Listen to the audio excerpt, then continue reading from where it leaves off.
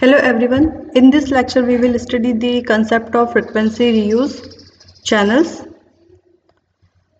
So the general description of the problem is that the limitation in the cellular system is the frequency resources. The challenge is to serve the greatest number of customers with a specified system quality. Based on the concept of efficient spectrum utilization, the cellular mobile radio system design can be broken down into many elements, and each element can be analyzed and related to the others. तो basically जो हमारा cellular system है इसकी कुछ limitations सामने आई, जैसे कि इसमें जो अलॉटेड चैनल्स है या जो ये कह सकते हैं जो फ्रीक्वेंसी रिसोर्सेज है वो लिमिटेड है। अब लिमिटेड फ्रीक्वेंसी रिसोर्सेज होने के कारण नंबर ऑफ कस्टमर्स जो है इस केस में लिमिटेड हो जाते हैं। इसके कुछ मेजर एलिमेंट्स है। First one is the concept of frequency reuse channels, the co-channel interference reduction factor, the desired carrier to interference ratio, the handoff mechanism and cell splitting. अब हम ये चाहते हैं कि जो नंबर ऑफ कस्टमर्स है उसको हम जितना इनराज कर सकते हैं, जितने ज़्यादा नंबर ऑफ कस्टमर्स को हम इस सिस्टम में इंक्लूड करें उतने ही हमारे सिस्टम की एफिशिएंसी इंक्रीज होगी। अब सिस्टम की एफिशिएंसी इंक्रीज करने के लिए हमने यहाँ पे कंसेप्ट इंट्रोड्यूस किया है, concept of frequency reuse channels. Means जो हमारे पास सेट ऑफ चैनल्स ऑलरेडी है उसी को हम दोबारा से रीयूज कर सके विथ सम डिस्टेंस। मींस कुछ ऐसे डिस्टेंस पे हम सेम सेट ऑफ चैनल्स को दोबारा से रीयूज कर सके। अब जब इन चैनल्स को हम दोबारा से यूज कर रहे हैं तब यहाँ पे कंसेप्ट आता है को चैनल इंटरफेरेंस। ये को चैनल इंटरफेरेंस इसलिए आता है क्योंकि जब सेम सेट ऑफ फ्रीक्वेंसी को हम दोबारा यूज करते हैं तो जो ट्रांसमीटर की पावर है अगर इतनी है कि वो दूसरे बेस स्टेशन तक भी पहुंच रही है तो एज ए नॉइज कंटेंट ये दूसरे चैनल्स को भी अफेक्ट करता है। तो इसको हमें रिड्यूस करना है, इसके लिए हमने कंसेप्ट यूज किया है co channel interference reduction factor. Third one is the desired carrier to interference ratio. इस केस में जो यूजर है उसको सिग्नल की पावर प्रॉपरली मिल रही है या नहीं, जो नेटवर्क है उसकी अवेलेबिलिटी है या नहीं, इसके लिए हमें ये चाहिए कि desired carrier to interference ratio decide किया जाए। Next is the handoff mechanism. Handoff के केस में ऑटोमेटिक फ्रीक्वेंसी चेंज हो जाती है from first cell site to the other cell site. जब यूजर मूव करता है तो उसकी जो चैनल्स है नेक्स्ट सेल साइट में जाकर के वो ऑटोमेटिक चैनल्स गेन कर लेता है। Next is the cell splitting. जब नंबर ऑफ कस्टमर्स किसी एक पर्टिकुलर सेल साइट में इंक्रीज कर जाते हैं तब यहाँ पे कंसेप्ट इंट्रोड्यूस होता है सेल स्प्लिटिंग, जिसमें कि जो आपका सेल्स है वो और ज़्यादा हिस्सों में डिवाइड होता है। So what is the concept of frequency reuse channels? Radio channels consist of a pair of frequencies, one for each direction of transmission, that is used for full duplex operation. A particular radio channel, say F1, used in one geographic zone as named it a cell, say C1, with a coverage radius R, can be used in another cell with the same coverage radius at a distance D away. Frequency reuse is the core concept of the cellular mobile radio system. In this frequency reuse concept, user in different geographic location, different cells may simultaneously use the same frequency channels. The frequency reuse system can drastically increase the spectrum efficiency, but if the system is not properly designed, serious interference may occur. Interference due to the common use of the same channel is called co-channel interference and is our major concern in this concept. तो जो frequency reuse concept है इसके लिए हमने यहाँ पे दो cell site consider किए हुए हैं। ये फर्स्ट सेल साइट जिसमें हम set of frequency F1 use कर रहे हैं, इस सेल साइट की रेडियस है R और जो ट्रांसमीटर की पावर है उसे हमने P0 से डिनोट किया हुआ है। ये हमारा हो गया सेल साइट 1। जो नेक्स्ट सेल साइट है उसमें हमने सेम फ्रीक्वेंसी यूज की है जिसको हम डिनोट कर रहे हैं F1 से।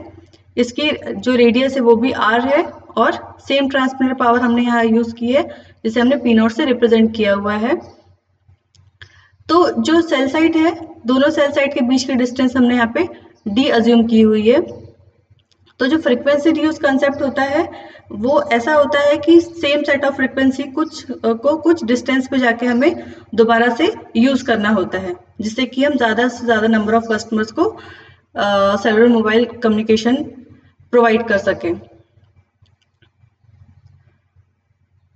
इस केस में डिफरेंट जियोग्राफिक लोकेशंस पे हमें सेम सेट ऑफ फ्रीक्वेंसी का यूज करना होता है।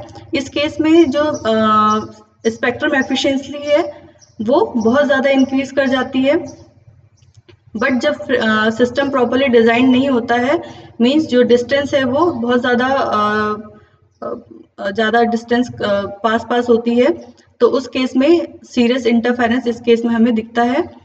मींस जो चैनल्स है, क्योंकि ये जो सेल साइट है वो F1 फ्रीक्वेंसी यूज कर रहा है, मींस F1 फ्रीक्वेंसी मतलब इसमें कुछ ऐसे चैनल्स होंगे, सपोज इसमें 500 चैनल्स अगर इसके पास अलॉटेड है तो सेम 500 चैनल्स ये F1 फ्रीक्वेंसी इसके पास भी होंगे। जब भी यूजर इस केस में यहाँ पे कन्वर्सेशन कर रहा होगा, तो क्योंकि सेम चैनल है तो दोनों ही सेल साइट में इसकी आवाज जो है यहाँ पर भी हम उतनी ही मिलेगी और यहाँ पर भी कुछ सुनाई दे सकती है, अगर इनकी डिस्टेंस बहुत ही ज्यादा पास हुई। तो अगर डिस्टेंस काफी दूर होगी तो ये स्लाइटली नॉइस का केस हो जाएगा कि स्लाइटली नॉइस इस केस में हमें दिखाई देगी। अब यहाँ पे कंसेप्ट आता है आपका क्लस्टर साइज का। क्लस्टर्स मींस जो आपके पास अलॉटेड नंबर ऑफ चैनल्स है उसको आप कितने मल्टीपल से आप उसे डिवाइड कर सकते हो। Suppose k is equals to 4, cluster size यहाँ 4 है, तो जो हमारे पास सेट ऑफ फ्रीक्वेंसी उसको हमने 4 से डिवाइड कर दिया। अब जितनी सेट ऑफ फ्रीक्वेंसी बची वो 4 हिस्सों में हमारी डिवाइड हो गई। तो हमने यहाँ पे 1 2 3 4 जो सेल साइट्स है इसमें हमने इक्वली फ्रीक्वेंसी का डिवीजन कर दिया। सपोज यहाँ पे 12 चैनल्स है, सेकंड सेल साइट में 12 चैनल्स है, थर्ड में 12 है और फोर्थ में भी 12 चैनल्स यहाँ पे यूज हो रहे हैं।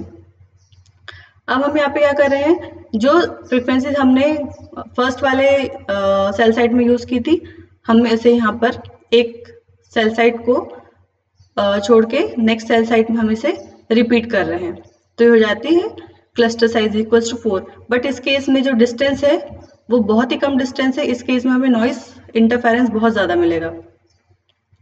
नेक्स्ट है k इज इक्वल्स टू 7, ये स्टैंडर्ड क्लस्टर साइज होता है। इस केस में जो भी सेट ऑफ फ्रीक्वेंसीज है, अलॉटेड सेट ऑफ फ्रीक्वेंसी, उसे हमने k से डिवाइड कर दिया, k इज इक्वल्स टू 7। तो अब हमारी जो फ्रीक्वेंसीज है वो 7 इक्वल पार्ट्स में डिवाइड हो गई। जितनी नंबर ऑफ फ्रीक्वेंसीज है वो 7 पार्ट्स में डिवाइड होने के बाद हमने यहाँ पर सपोज एक सेट ऑफ फ्रीक्वेंसी यहाँ पे दी हुई है फर्स्ट सेल साइट में। अब यहाँ डिस्टेंस जो है d डिस्टेंस डिनोट किया हुआ है, तो अब यहाँ पे हमने इसे नेक्स्ट सेल साइट में रिपीट कर दिया। अब रिपीट जब किया है तो उसके बीच में अगर हम देखें तो यहाँ पे ऑलमोस्ट 2 सेल साइट का डिफरेंस है। इस केस में जो इंटरफेरेंस हमें मिलेगा from the same set of frequency क्योंकि यूज की हुई है, तो इस केस में इंटरफेरेंस स्लाइटली हमें कम मिलेगा। ऐसे यहाँ पे हमने क्लस्टर साइज 12 रखा हुआ है। जब क्लस्टर साइज जितना ज़्यादा हम इंक्रीज करते हैं तो उतना ही ज़्यादा इंटरफेरेंस के चांसेस हमारे यहाँ पे कम हो जाते हैं। बट एक यहाँ पे लिमिटेशंस है कि जब हमारा क्लस्टर साइज इंक्रीज करता है तो नंबर ऑफ चैनल्स उस पर्टिकुलर सेल साइट में कम हो जाते हैं। जो अवेलेबल चैनल्स है उसको हमने यहाँ पे अब 12 से डिवाइड कर दिया। अब 12 से डिवाइड करने के बाद पर सेल साइट हमें यहाँ पे नंबर ऑफ चैनल्स कम हो गए हमारे। अब तो इस लिमिटेशंस को हमें रिमूव करना है। So the minimum distance that allows the same frequency to be reused will depend on many factors such as the number of co-channel cells in the vicinity of the center cell, the type of geographic terrain control, the antenna height and the transmit power at each cell site. जब भी हम same frequency reuse कर रहे हैं with minimum distance, इसके लिए हमें कुछ फैक्टर्स है जिसको हमें ध्यान में रखना होगा, जैसे कि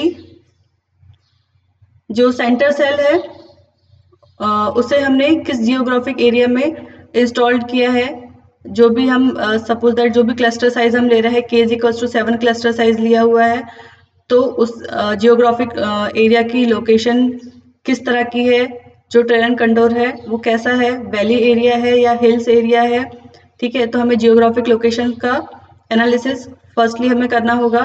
अब इस एरिया में हमें जो एंटीना की हाइट है, एंटीना की हाइट हमें कितनी रखनी होगी, और जो ट्रांसफर की पावर है, डिपेंडिंग अपॉन द एरिया हमें ट्रांसफर की पावर को भी यहाँ पे एनालाइज करना होगा।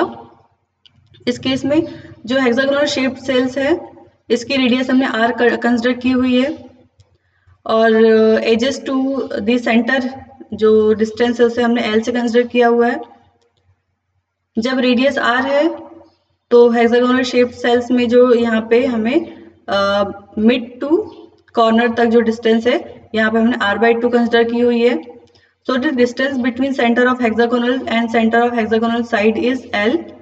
Then by the Pythagoras theorem क्या हो जाएगा यहाँ पे, r square plus l square plus r square is equals to l square plus r/2 square.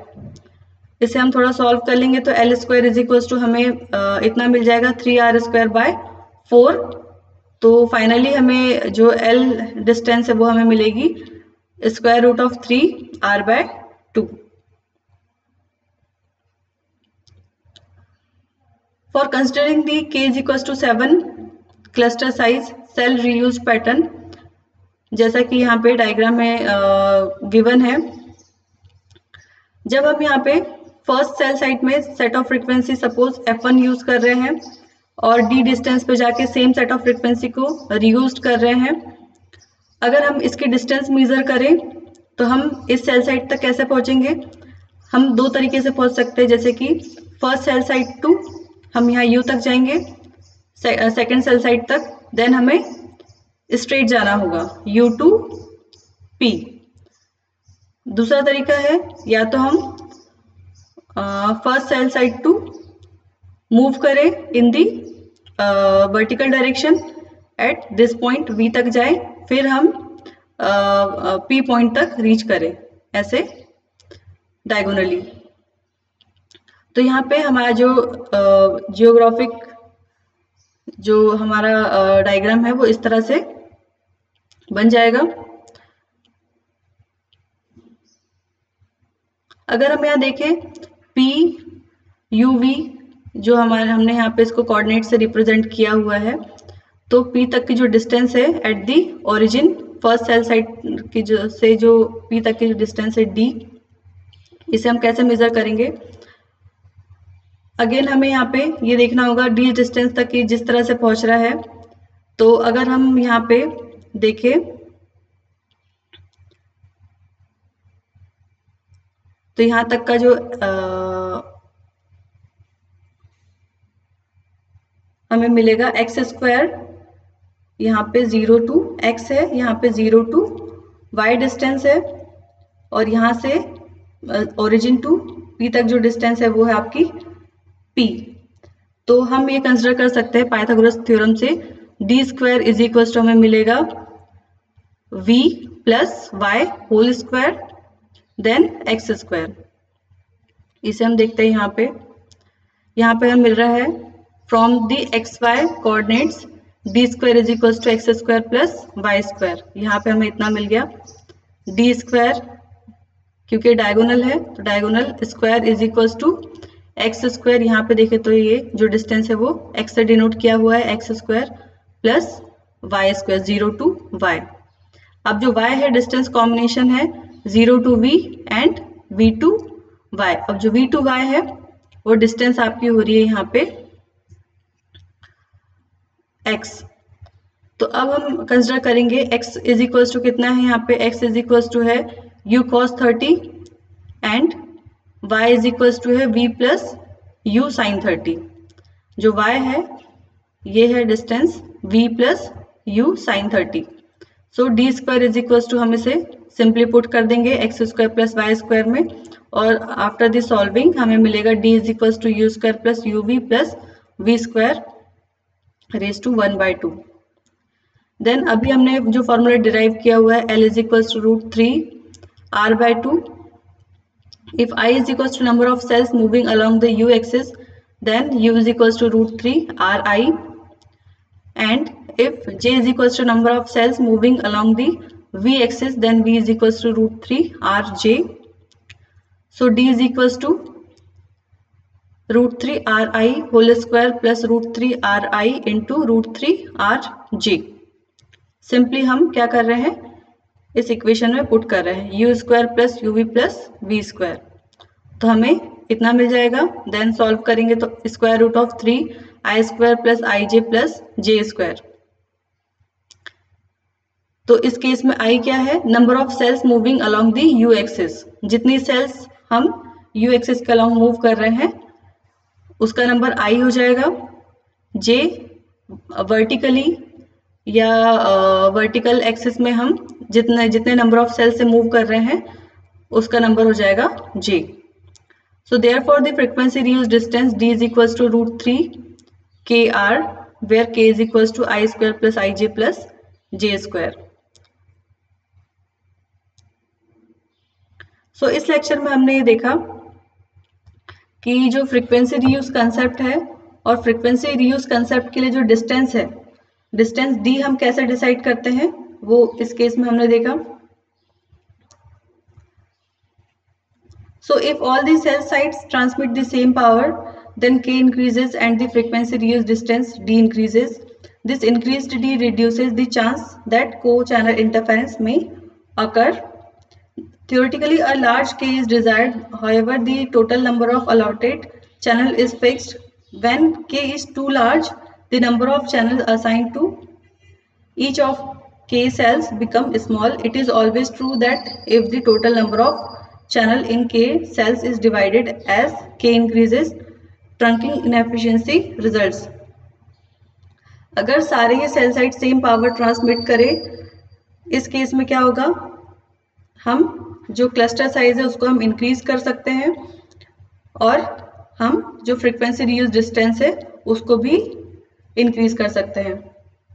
अब जितना डिस्टेंस हम इंक्रीज करेंगे उतना ही हमारे को चैनल इंटरफेरेंस की प्रोबेबिलिटी हमारी कम हो जाएगी। थ्योरेटिकली अगर हम बात करें, जब हम क्लस्टर साइज को जितना ज़्यादा इंक्रीज करते हैं तो total number of allotted channels, क्योंकि हमारे पास फिक्स्ड है, तो टोटल नंबर ऑफ चैनल्स उस पर्टिकुलर सेल साइट में रिड्यूस हो जाएंगे। इस केस में हमें क्या करना होगा, जो टोटल नंबर ऑफ चैनल्स है उसको हमें और एफिशिएंटली ऐसी एल्गोरिदम उसमें यूज करनी पड़ेगी जिससे कि हम किसी एक पर्टिकुलर चैनल को at a time more number of customer को सर्व करने के लिए कैपेबल बना सके।